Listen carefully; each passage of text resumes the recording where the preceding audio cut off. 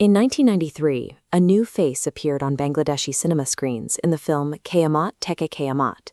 Within months, Salman Shah was the most famous man in the country. To understand the scale of his fame, look at his output.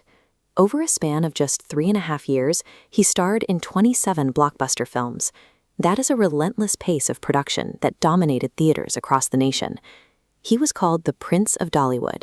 He commanded a nationwide fan base, and his personal style dictated fashion trends across the country.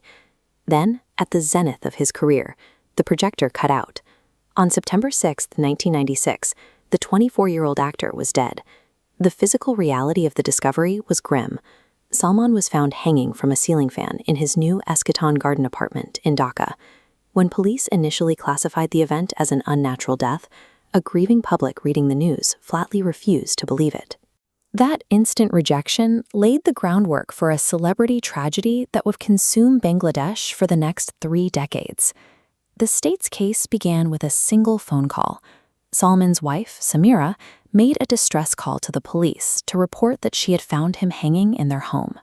By 1997, the Criminal Investigation Department had completed their inquiry. They released a definitive report concluding that the actor had taken his own life. The bureaucratic machinery held that line for years. Despite ongoing legal challenges from the family, a 2014 Metropolitan Magistrate investigation reviewed the evidence and reaffirmed those initial findings. This timeline outlines the state's narrative. In 2020, the Police Bureau of Investigation released a report mirroring earlier rulings, concluding suicide and acquitting suspects. For decades, the justice system built a wall of institutional consensus, officially erasing any possibility of murder and closing the case. But Salman's parents, Kamaruddin and Neela Chaudhary, rejected every single one of those reports. From day one, they alleged an assassination plot. Their certainty stems from a timeline anomaly on the morning of September 6th, when Kamaruddin went to visit his son's apartment. He was physically intercepted and blocked from entering the bedroom by Salman's wife and an assistant. They told him the actor was still asleep. The father went back to his own home. A few hours later, a phone call informed him his son was already dead. The family argued that because the police instantly categorized the scene as an unnatural death, the initial forensic investigation and evidence gathering were compromised from the very beginning. This map illustrates the counteroffensive. In 2015, Neela Chaudhary filed a no-confidence petition naming 11 specific individuals as conspirators. Her refusal to accept the state record transformed a closed police file into a multi-generational legal war.